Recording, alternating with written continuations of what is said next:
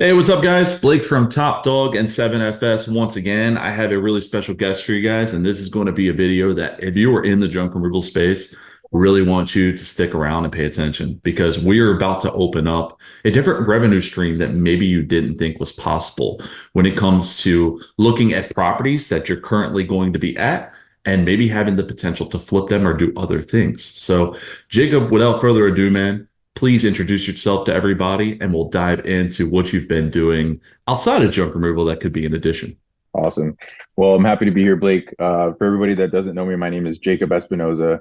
I own a junk removal company in Central California in Fresno called Top Junk Premium Junk Removal. And, been connected with Blake for quite a bit now. When we were first getting started, he definitely had a lot of input and advice that helped us grow quickly. And, now we've kind of transitioned another, main business source of income through real estate investing, which we wanted to talk about and share that information with you guys.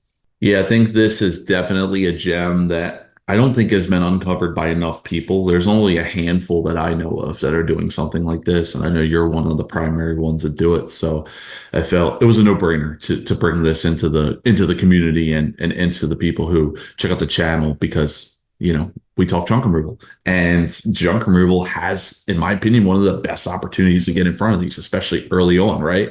So tell me a little bit about the process early on. Like, how do you, when you have a job that comes up, and these are usually going to be probably like things like estate cleanouts and stuff like that, right, Jacob? Yeah, I mean, a lot of them, can start out as, like these full house cleanouts, these estate cleanouts. But that's where some of these opportunities exist, but not always. It doesn't always have to be just, Okay. those big jobs where there's tons of stuff everywhere that we're doing these massive cleanouts. There's opportunities everywhere, to be honest with you.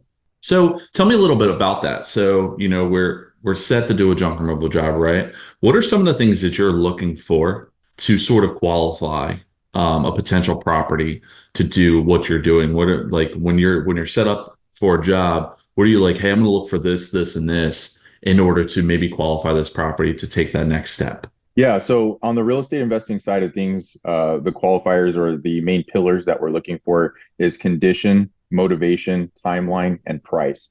That's kind of just the core principles of what a real estate investor is looking for. So when you're talking about it from the perspective of a junk removal business owner, we're starting at the very beginning and we're looking at two things, the condition of the property and the motivation.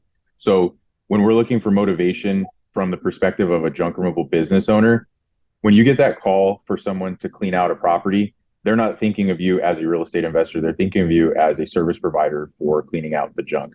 And so sometimes these phone calls might come from a family member of someone who they're in charge of their estate and their, elderly family member has passed away. There may be issues with a landlord who had either a squatter, a problem tenant, or just had, a tenant vacate a property and leave a lot of things behind. And so as junk removal business owners, I'm sure all of us have experienced those types of scenarios before, and they're pretty, fairly common enough to where we've all at least, been in front of those people before.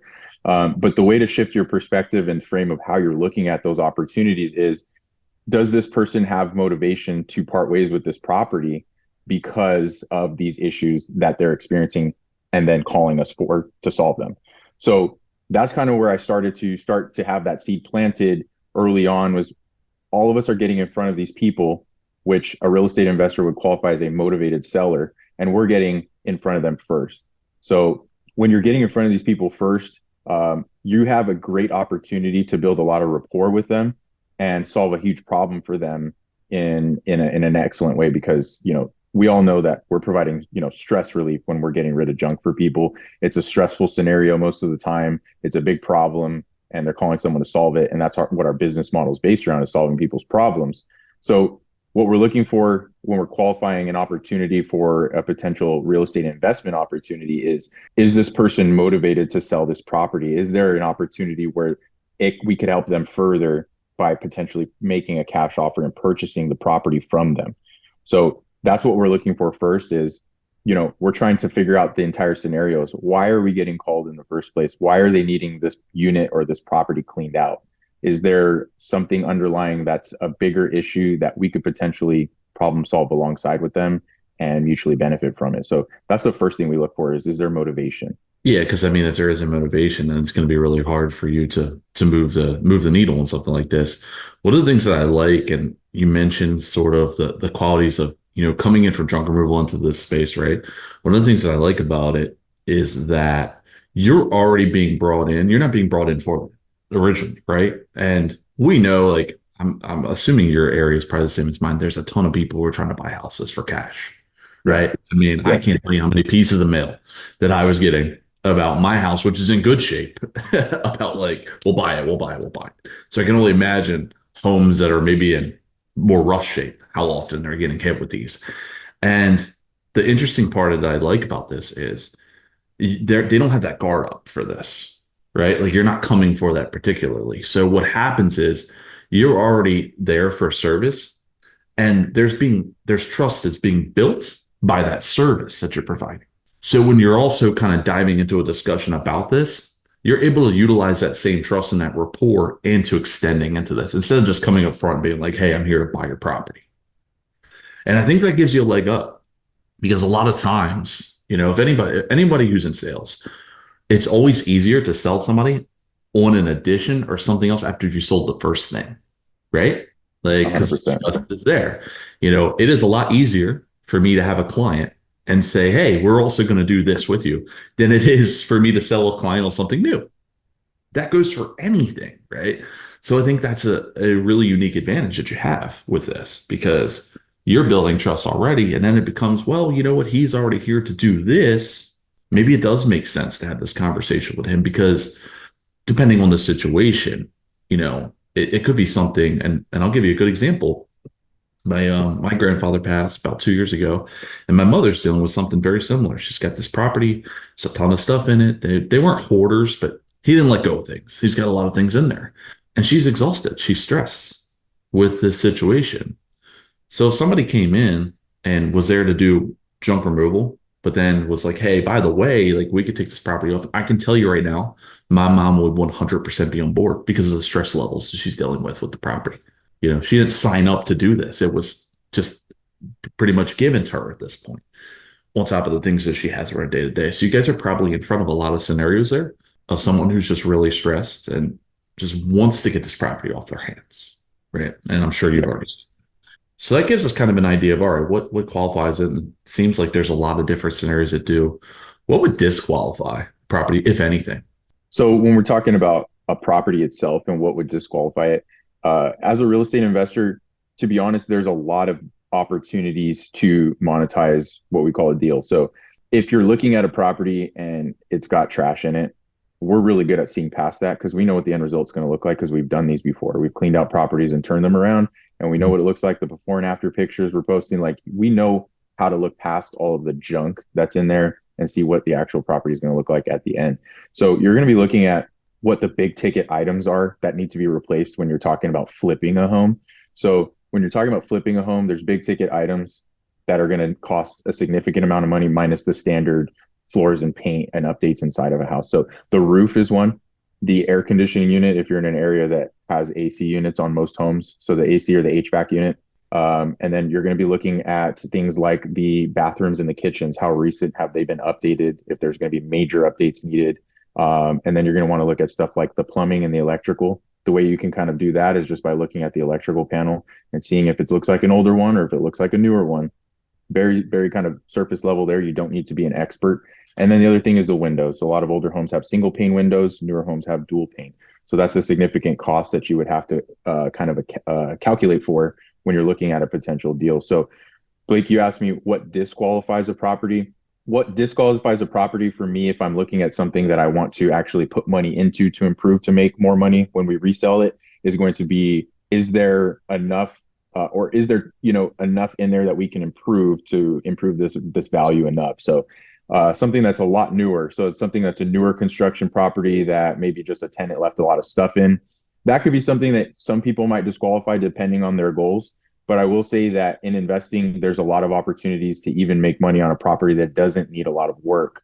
If you're able to get it into an agreement with the seller for a purchase price that makes sense for both of you, you can still turn around and list that on the market for a higher price while just covering the closing costs. And I don't want to get too much into it if people are not super familiar with, the terminology in real estate, but there is an opportunity to make money on almost every deal, as long as the numbers make sense for everybody. Um, Yeah. Have you, and this is something interestingly enough, I looked at a long time ago because I'm always, an entrepreneur mindset. I'm always looking at all kinds of different opportunities, probably overwhelming myself with different opportunities I looked at in.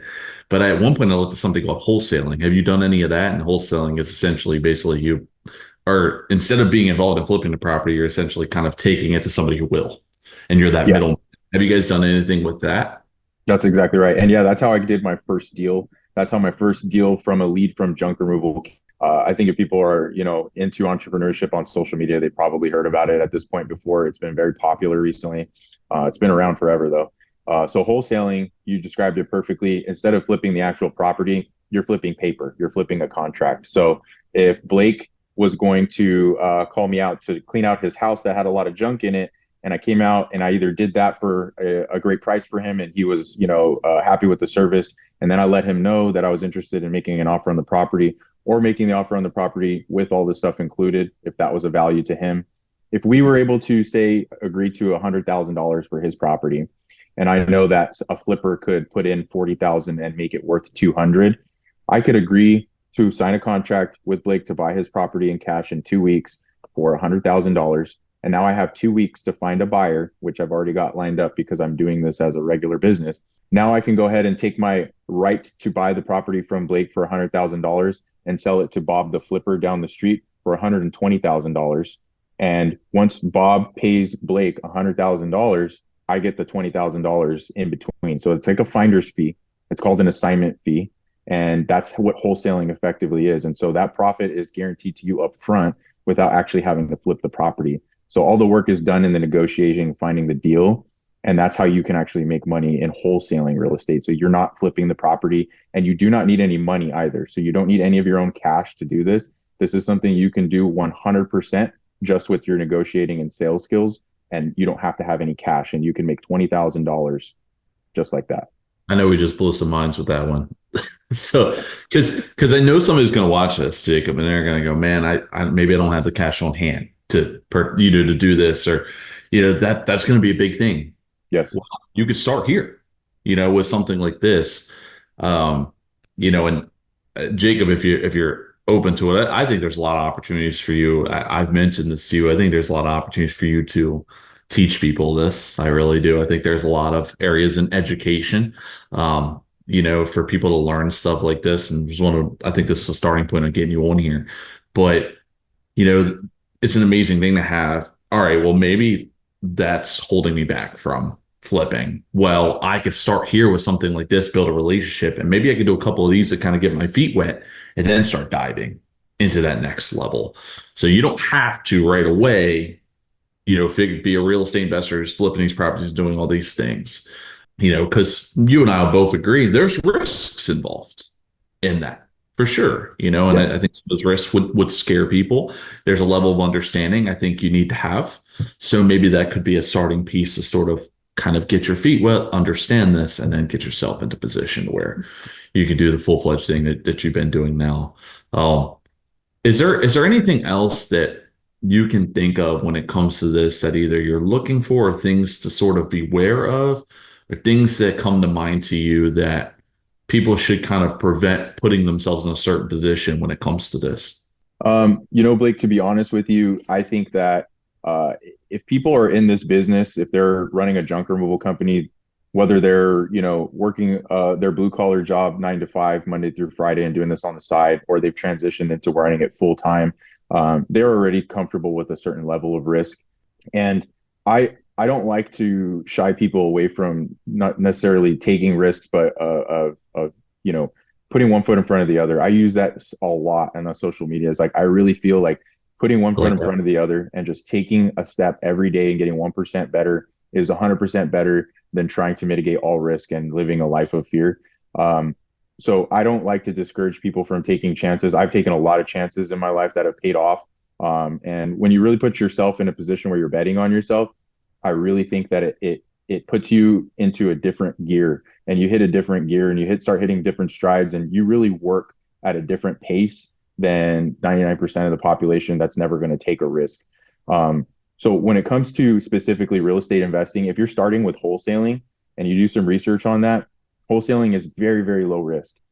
You're not obligated to anything beyond what you're called as your earnest money deposit. So in that previous scenario we were outlining, if I was to agree to pay you $100,000 for your property and close it in 30 days or 14 days, the only money that I have at risk is something called an earnest money deposit, which is basically pre-negotiable. It could be $500, it could be $100, it could be $1,000.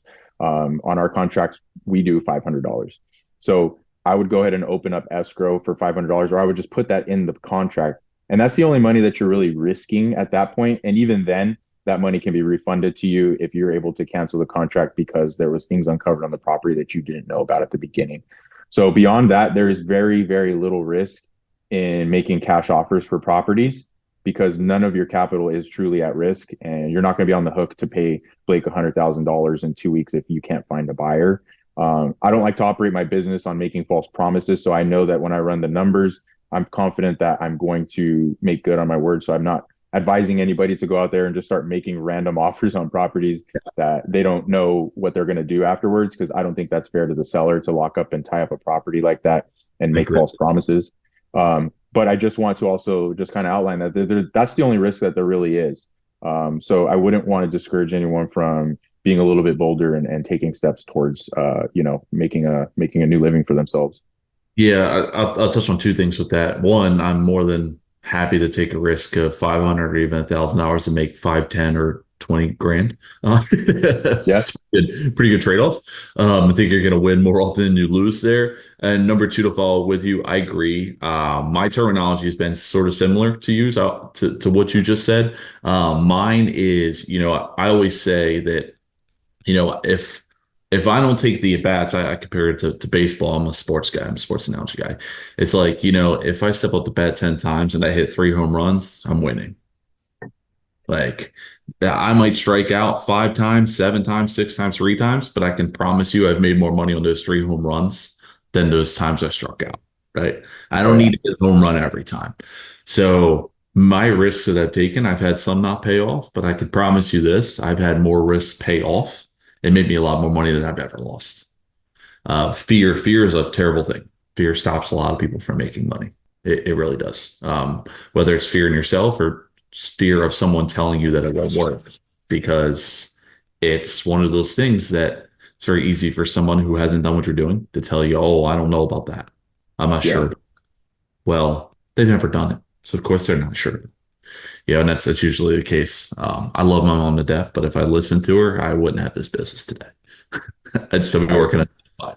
So not I all agree. advice is great advice, even if it comes from the right place. I think, man, we'll probably, honestly, Jake, we may have to do a second series of this to really dive a little bit deeper into it because I think there's more involved. But I love at least outlining the potential of this.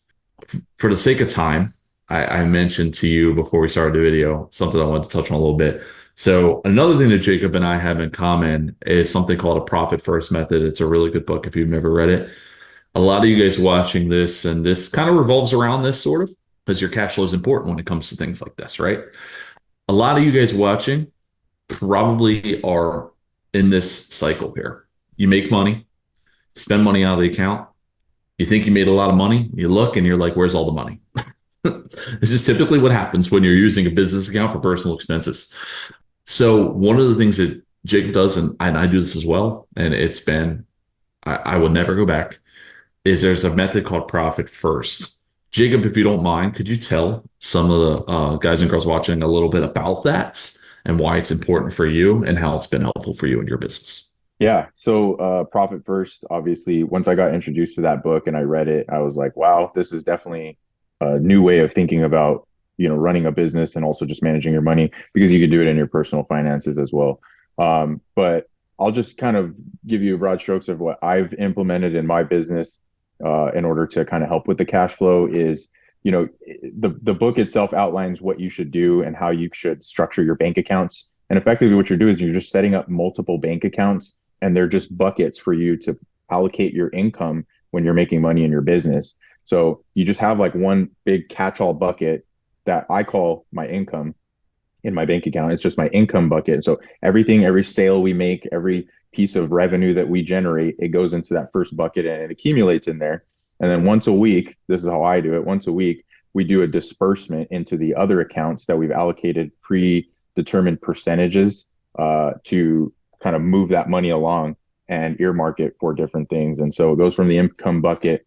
And then we've got other ones in my business. What we've done is we've set up one for operating expenses. We call it our OpEx account.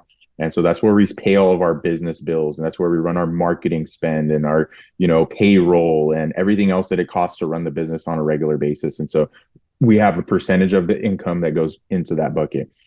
We've got another bucket that's for owner's compensation. That's for paying me as the owner of the business. So for me personally, I need a certain number to fund my lifestyle and to feed my family and to pay the household bills. And so you have to be able to differentiate that from what you're spending to run your business. And so that bucket is that's my owner's compensation bucket. And so I'll put a regular paycheck of money into that gets dispersed over to me every 2 weeks, just like everyone would make in a W-2 job.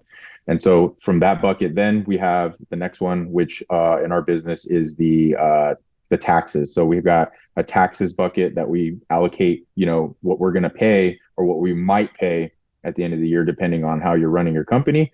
So we've got money set aside already for taxes. So we're not worrying about having to I come like up to with, overdo my tax account. yeah, yeah. Yeah, I yeah, think it's nice too, because if you overdo it, that gets dispersed as a profit for you at the end of the year. yeah, yeah. I And like to then overdo it. I'd rather overdo it than come up short. That's my personal preference.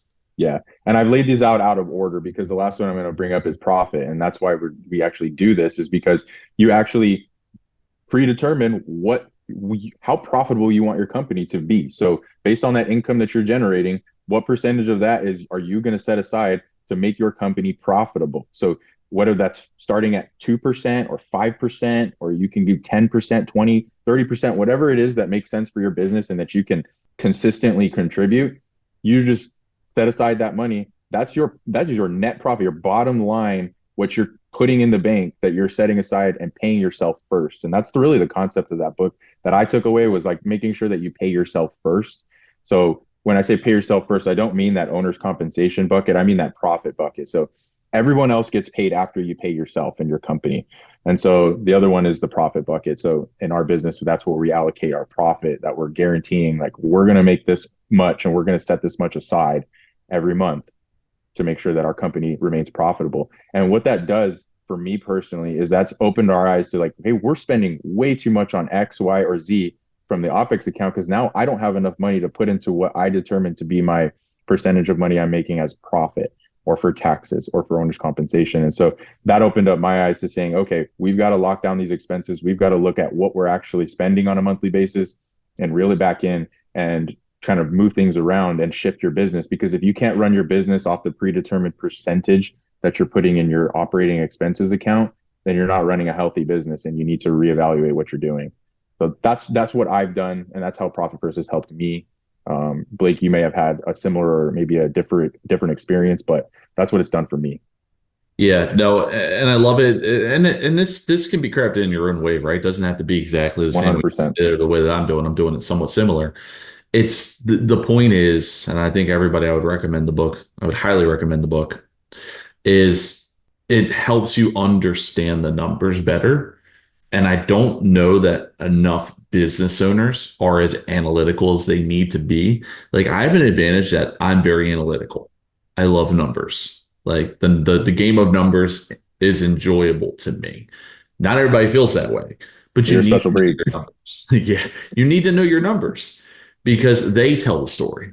You're telling yourself a story about your business is probably untrue. Those numbers will tell you the real story, right? Like, if you Yes. can't put cash in that profit account, guess what? That's telling you a story. If you can't put cash, I can't tell you how many guys come April are like, yeah, man, we got to pay taxes. As if like it came out of nowhere. You don't want that. I promise you. It's a lot better when you put more money in that tax account than was needed and you're able to keep it and you get a tax refund. It's a lot better. Trust me. I've been on both sides. I'd rather be on that side. So, like, I do suggest this very highly, or at least some form of it, because when you start, I've got some guys who are pulling out of their business, their business account for personal expenses. It gets too tricky, and you're not supposed to do that. If you get audited by the IRS, you're in for it. You're gonna Yeah, have a don't hell do of that. a time. Don't do it. So at least do some form of this. But I know I know we've spent a lot of time talking today, Jacob. I really appreciate having you on, man. I know this will be helpful for someone who's going to realize, man, I've been in a position to do this for years and I haven't done it, or somebody new is going to start doing this.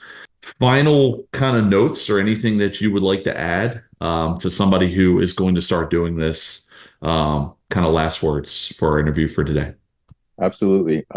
First thing I'll say is thank you for having me on, dude. I was really excited to be able to share this information that I've learned, and I love to encourage other people to jump into, the real estate investing world. I think it's one of the best ways to create generational wealth for your family. And I think junk removal business owners are in such a unique position to be able to get into this than someone else who's just completely in a different field and is interested in it. So I think we have a great opportunity to get in here and do this. I also want to recommend another book that helped me financially as well, that was roughly related to Profit First. And I don't know if you've read it or not, but it was recommended to me. The Richest Man in Babylon was a great book that also will help you just get a basic fundamental understanding of your finances. And it changed a lot for me as well. So The Richest Man in Babylon and Profit First, if you guys are looking to keep more money, read those two books. Lastly, I would say, because I am really passionate about talking about this kind of stuff, and I'd love to come back on and do another deep dive. But if anybody has any questions in particular that wants to get started in this, like I'm an open book. There's no secrets. There's no competition. I think that the collaboration on the top line of business where everybody's winning and making money is where I want to live and breathe. And so if anybody wants information, just reach out to me, dude. We'll get on a phone call. I'll send you a DM. I'll let you know what I'm doing and how I transition if you want to know more about my story. Instagram is the best way to get a hold of me. So my IG is at Jacob Noza. I'm sure Oh Blake no, can it just type it in, froze but up follow me on literally when you Instagram, said send me a it. message, and I'd be happy to help out any way I can. It froze up when you said it, but what I'll do is, guys, I'll add Oh, I Jacob's think I lost in you. the description. Literally just timed out perfectly to freeze when you gave your handle. So, guys, what All I'll do good. is I'll add that in the description. That way, if you want to reach out to Jacob, you can. I've worked with Jacob for a really long time. He's a great guy. He didn't come on here to sell you guys anything. He came on here to give you a business idea to help and took time out of his day to do so. So he's a great guy. Feel free to reach out to him. Other than that, man, it's a pleasure having you on here. I'll wrap up with that. Thank you so much for hopping on. I do think we should do a second deeper dive to split this up. I'll get Amen. with you doing that. I think that'll be super helpful. And thanks for hopping on, man. All right. Appreciate you, Blake. Thanks, man. Figure out how to stop the recording now. Let's see. I don't like the changes right now. All right, there. Okay, the recording's the same. All right, so stop recording.